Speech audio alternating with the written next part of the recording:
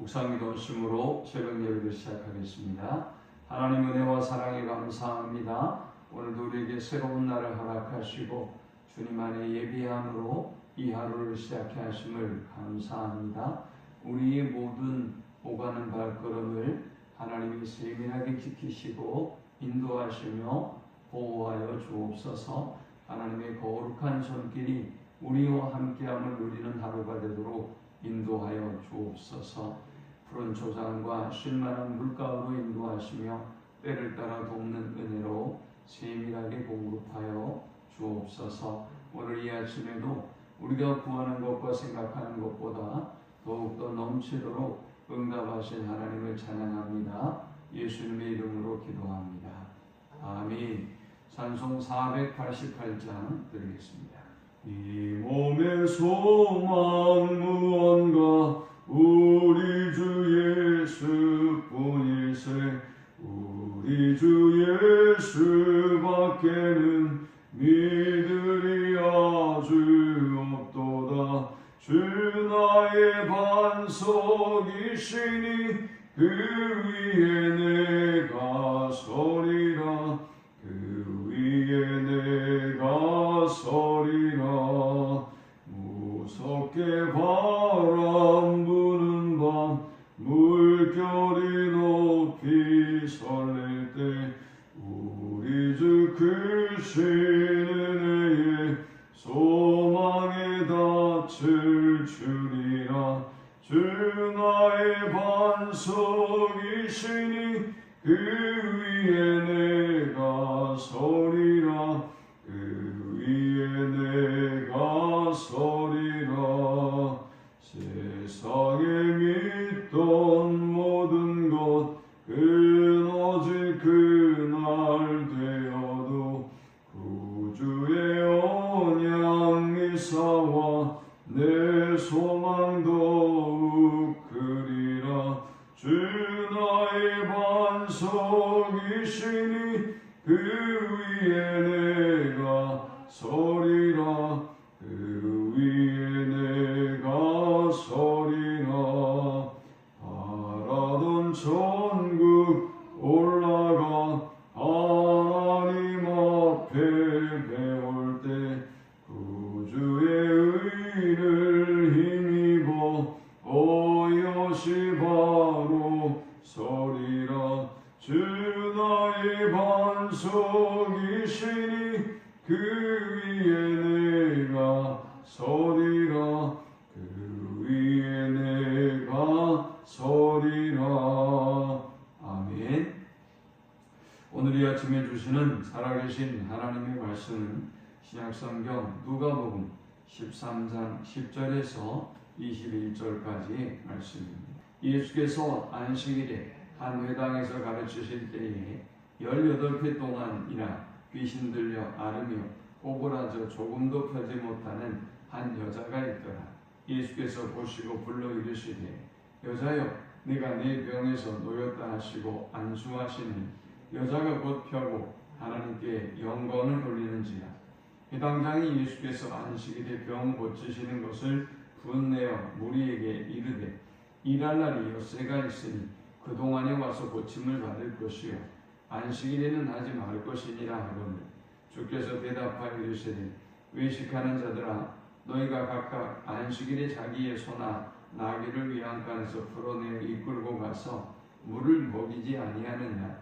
그러면 18회 동안 사탄에게 매임받은 이 아브라함의 딸을 안식일에 이 매임에서 푸는 것이 합당하지 아니하냐. 예수께서 이 말씀을 하시며 모든 반대하는 자들은 부끄러워하고 온 무리는 그가 하시는 모든 영광스러운 일을 기뻐하니라. 그러므로 예수께서 이르시되 하나님의 나라가 무엇과 같을까? 내가 무엇으로 비교할까? 마치 사람이 자기 채소밭에 갖다 심은 겨자씨 하나를 같으니 자라 나무가 되어 공중의 새들이 그 가지에 깃들였느니라. 또 이르시되 내가 하나님의 나라를 무엇으로 비교할까?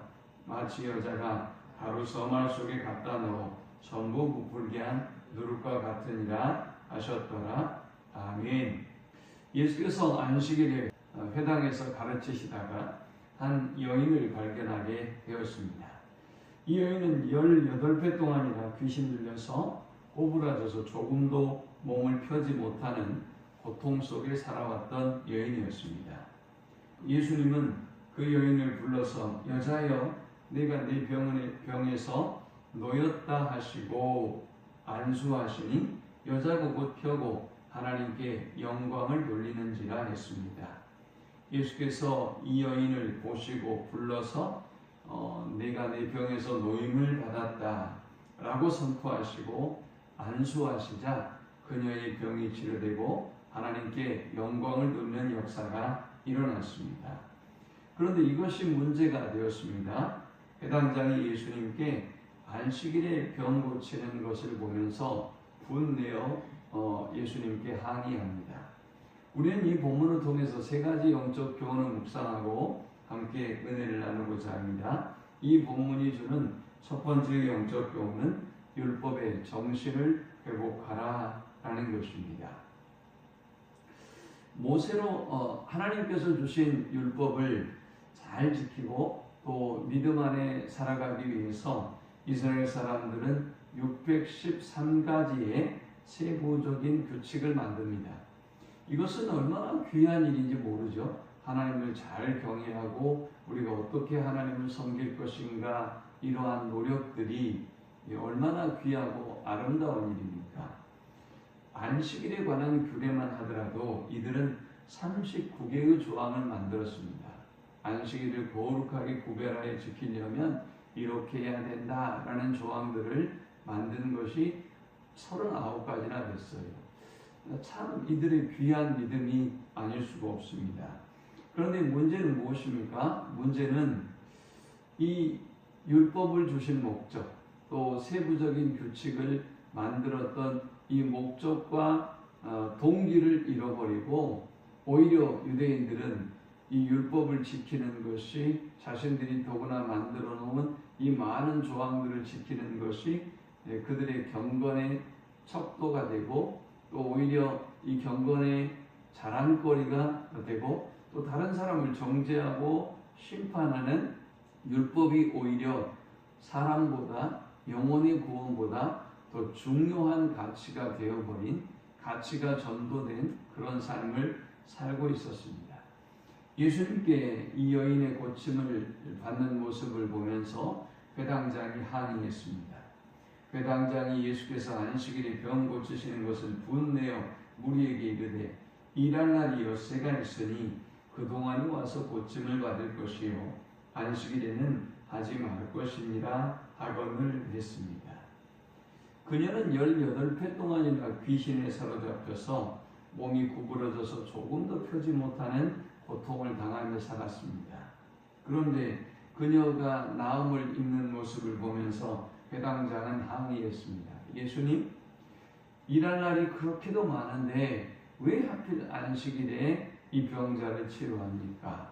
또 더구나 안수까지 합니까? 당신은 안식일에 관한 규례를 저버렸습니다. 라고 지금 예수님을 향해서 항의하고 정죄하고 있는 것입니다.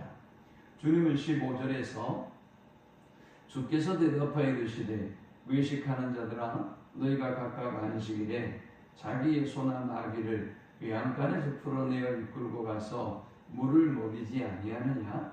그러면 18회 동안 사탄에게 매임받은 아브라함의 딸을 안식일에 이 매임에서 푸는 것이 합당하지 아니하냐라고 했습니다. 그들은 이 율법의 규례를 철저하게 지키려고 애를 쓰면서도 안식일에 외양간에서 소나 나귀를 풀어내어서 이끌고 가서 그들에게 물을 먹였습니다. 안식일 동물들이 물을 먹어야 되지 않겠습니까? 생명을 연장하려면. 그러니까 그들에게 물을 먹였단 말이죠.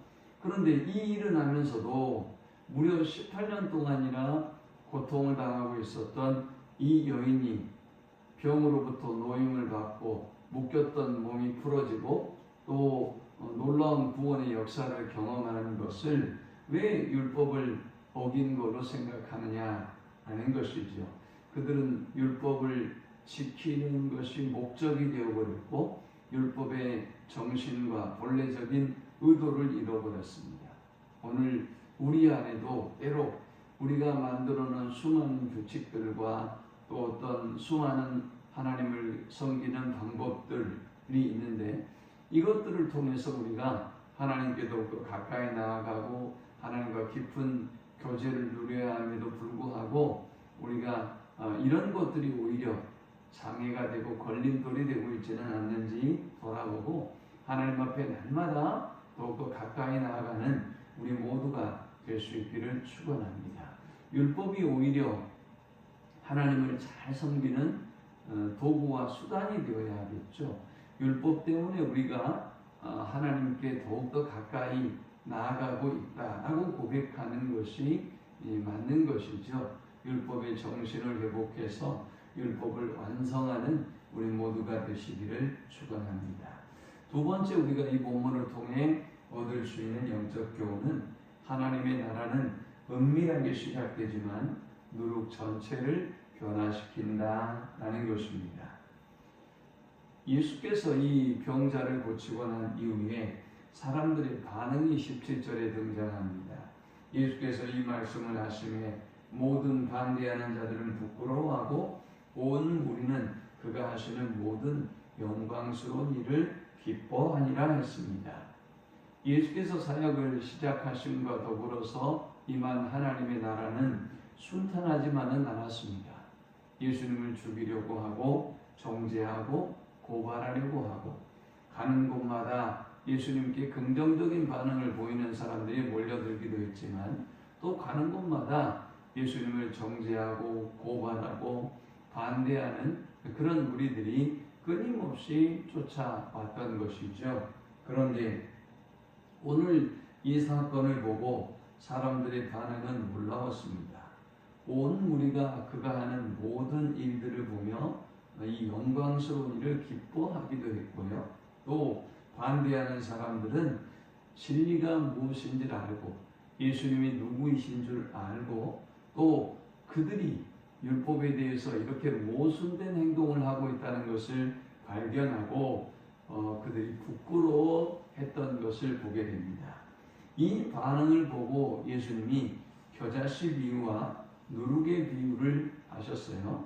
자, 이 겨자씨 비유를 먼저 살펴보면 19절에 보니까 마치 사람이 자기 채소밭에 갖다 심은 겨자씨 하나 같으니 자라나무가 되어 공중의 새들이 그 가지에 깃들였느니라 했습니다.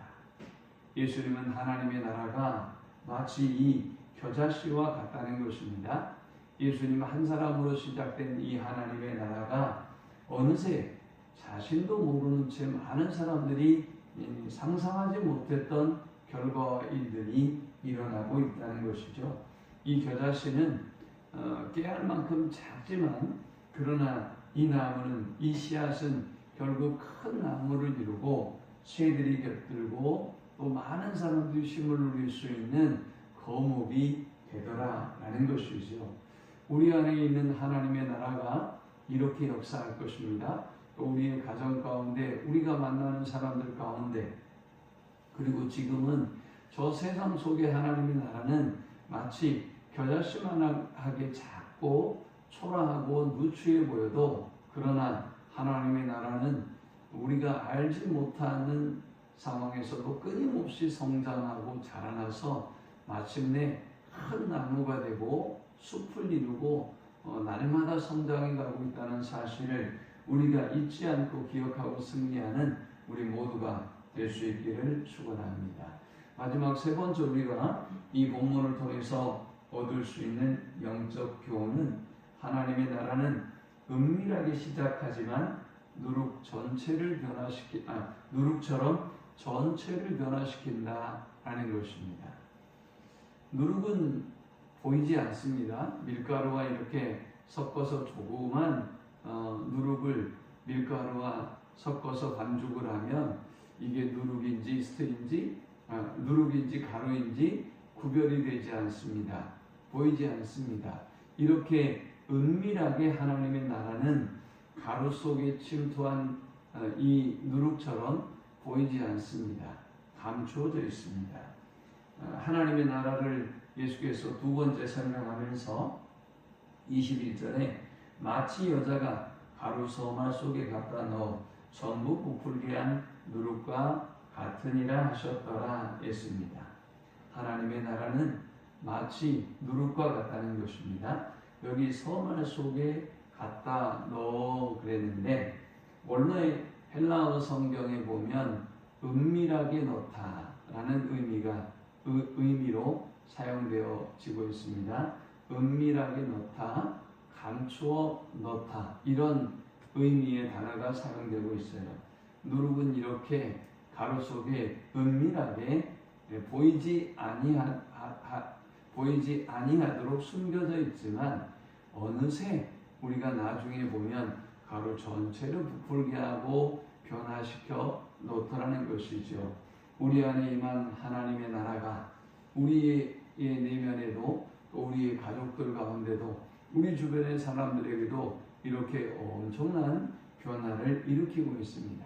세상 속의 교회는 여전히 예수께서 그러하셨던 것처럼 정죄를 당하고 비판을 받고 공격을 당하지만 하나님의 나라는 마치 누룩처럼 은밀하게 사람들 속에서 끊임없이 변화를 일으키고 또 성장하게 한다는 사실을 우리는 기억해야 하는 것입니다.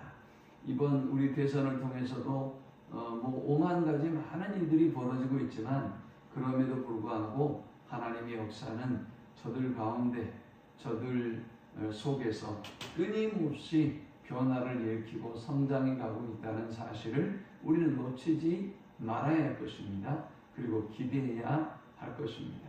우리 안에 임한 하나님의 나라, 이 땅 가운데 임한 하나님의 나라가 놀라운 거목을 이루고 큰 성장과 변화를 일으킬 것을 믿고 기도하는 아침이 되시기를 축원합니다. 하나님 감사합니다. 귀한 말씀을 통해서 은혜 받고 깨닫게 하심을 참으로 감사합니다.